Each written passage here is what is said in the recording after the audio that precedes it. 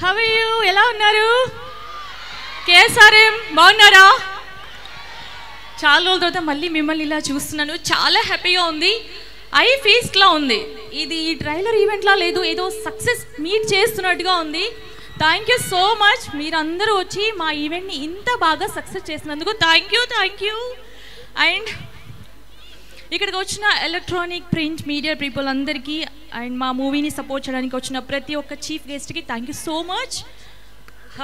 Trailer ఎలా ఉంది? ఏంటి మీరు ఎవరు సౌండ్?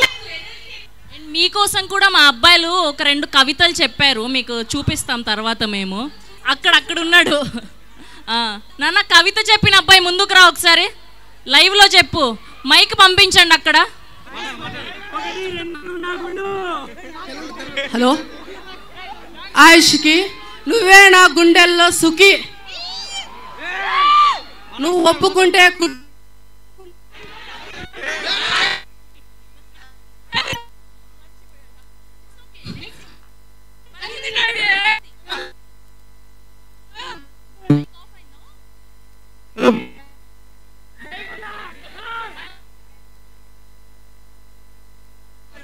హలో ఆయుష్కి, నువ్వు ఒప్పుకుంటే గుండెల్లో కట్టిస్తాను గుడి,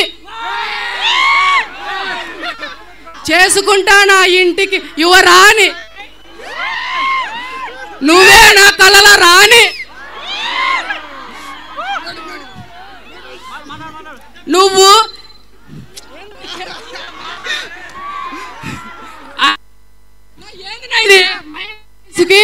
నువ్వు చాలా అందంగా ఉంటావు. పడిపోతారు ఈ కేసారం అబ్బాయి.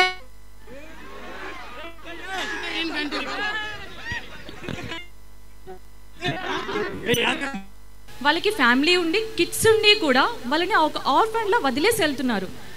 నేను అది ఎప్పుడు చూసి నాకు చాలా పెయిన్ఫుల్ అనిపిస్తుంది. నాకు ఇంకా అర్థం కాని విషయం ఏంటంటే, అన్నీ ఉండి కూడా వాళ్ళు ఒక ఆర్ఫన్గా అక్కడ ఉండాల్సిన అవసరం ఏంటో. మేబీ అది కలియుగం కావచ్చు. సో వాళ్ళు ఒక ఏజ్లో, ఒక టైంలో జస్ట్ మన దగ్గర నుండి ఒక లవ్, చిన్న టైం ఎక్స్పెక్ట్ చేస్తారు అంతే. సో అలాంటిది వాళ్ళని అక్కడ వదిలేసి ఒక ఆర్ఫన్ లాగా చూడడం అనేది ఎందుకో నిజంగా నాకైతే చాలా బాధ అనిపించింది. నేను మీ అందరికీ పర్సనల్గా రిక్వెస్ట్ చేస్తుంది ఏంటంటే, మీరు మీ లైఫ్లో హ్యాపీగా ఉండండి. అండ్ మన పేరెంట్స్ అయినా, మన గ్రాండ్ పేరెంట్స్ అయినా, అమ్మమ్మ తాతయ్య ఎవరైనా కానివ్వండి, వాళ్ళకు కూడా మన లైఫ్లో ఒక చిన్న ప్లేస్, చోటు ఇవ్వండి అంతే. అలా ఆర్ఫన్లో మాత్రం వదిలేయద్దు, ఓకేనా? So thank you everyone. 29th థియేటర్స్లో కలియుగ పట్టణం మన మూవీ వస్తుంది.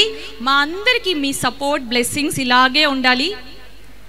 మనతో పాటు చూసేదానికి వస్తుందా లేదా కనుక్కోండి ఒకసారి. పక్కా వస్తాను, పక్కా రావాలి కదా, నేను రావాలి కదా. మీరు చెప్పండి, నేను ఇక్కడే ఉంటాను, కావాలంటే వెళ్ళిపోను హైదరాబాద్ కూడా.